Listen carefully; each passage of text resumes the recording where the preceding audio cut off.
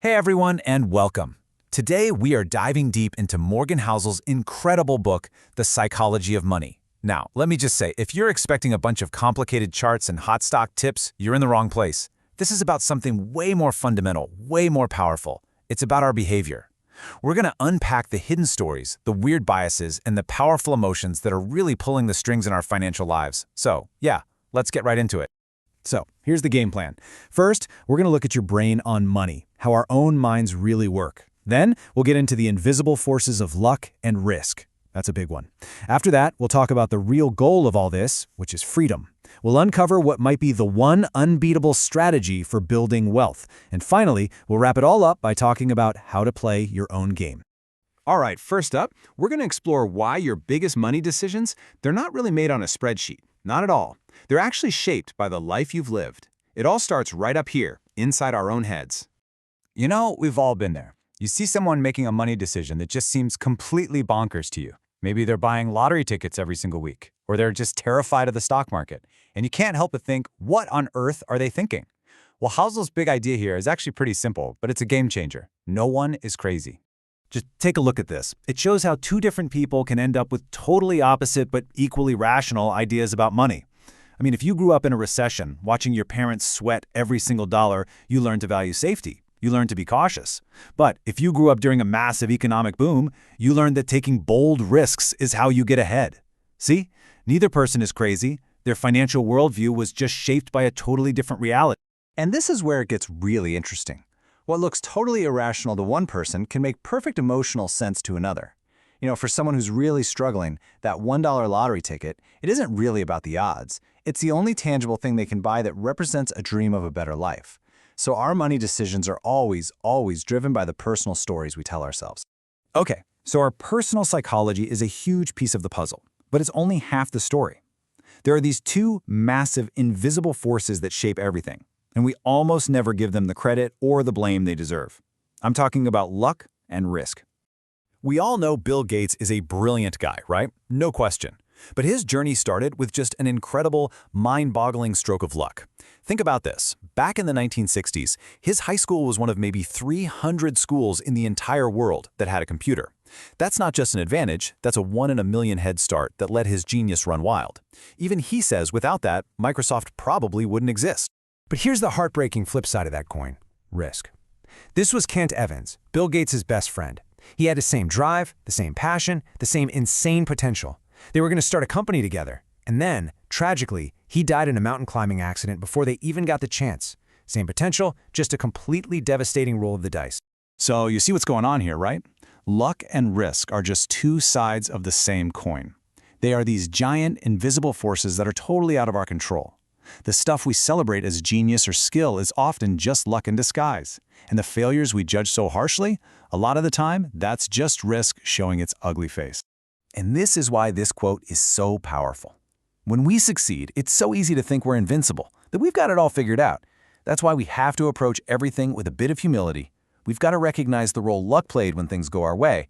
And, just as important, we've got to have some forgiveness for ourselves and for others when they don't, because risk is a brutal force that can hit anyone. So if our decisions are so personal, and the outcomes are so influenced by luck, then what are we even aiming for? What's the point of all this? Well, this brings us to redefining the entire goal of money. And trust me, it's probably not what you think it is. This is it. This is the whole ballgame. Not a bigger house, not a faster car, not a fancier watch. The absolute highest form of wealth is the ability to wake up every single morning and say, I can do whatever I want today. It is control. Control over your schedule, control over your life. That right there is true freedom. You know, we buy all this expensive stuff because we think it's going to earn us respect, right? We think people will admire us. But Housel points out this brilliant little quirk of human psychology he calls the man-in-the-car paradox. When you see someone driving a Ferrari, you don't think, wow, that person is so cool. No, you think, wow, if I had that car, people would think I'm cool. The admiration totally bypasses the owner. And that leads to this crucial point. Being rich is obvious. It's the fancy cars, the designer clothes. You can see it. But wealth is invisible. It's the money you haven't spent. It's the stocks and bonds quietly working for you in the background. It's the financial security that gives you options. Wealth is the income you didn't spend to buy the flashy stuff. Okay, so if that hidden, unseen wealth is the goal, how do we build it?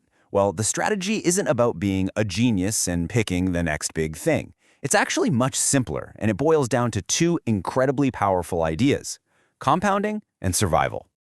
Take a look at this number. It is absolutely staggering. Over 90% of Warren Buffett's net worth was earned after his 65th birthday. Let that sink in for a second. His real superpower isn't just being a brilliant investor. It's being a brilliant investor for a really, really long time. His secret weapon isn't some crazy IQ. It's time. And that's all because of the magic of compounding. It works just like a snowball rolling down a very long hill. At first, it's tiny, and it feels like nothing is happening. But as it keeps rolling, it picks up more and more snow, and the growth just becomes explosive. The key isn't to get the highest possible returns, it's to get pretty good returns that you can stick with for the longest possible time. But here's the thing. Getting rich is one thing. Staying rich is a whole other sport. It's a shift from playing offense to playing defense. And it takes three things. Frugality, so you actually have money to save. Humility, so you understand your success isn't guaranteed to last forever. And a healthy dose of fear, one that stops you from making that one reckless bet that could wipe you off the board completely. Survival is the name of the game. So, this all leads us to the final and maybe the most critical piece of the puzzle, because all these lessons don't mean a thing unless you can apply them to the only financial life that actually matters, your own. It's time to talk about playing your own game. Think about it like this. You're running your own race. It's a marathon, and you've got a pace that works for your long-term goals. But then you look over and you see someone on social media just sprinting past you, bragging about some huge gain they made. It is so tempting to try and chase them, right? But you have no idea what race they're running. Maybe they're only running a 100-meter dash. If you ditch your marathon strategy to copy their sprint, you're just going to burn out and never reach your own finish line. So let's just bring this all home. What are the big takeaways? First, have humility when you win and forgiveness when you lose. Second, remember that real wealth is what you save, not what you spend. Your biggest weapon is time.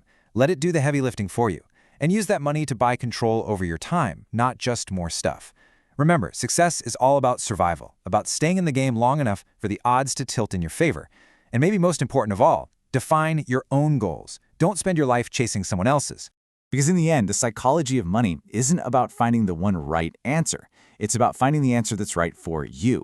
It's a deeply, deeply personal journey. So the only question that really matters is this one. What does financial freedom, what does happiness look like on your own terms? What game are you actually playing? Thanks for tuning in.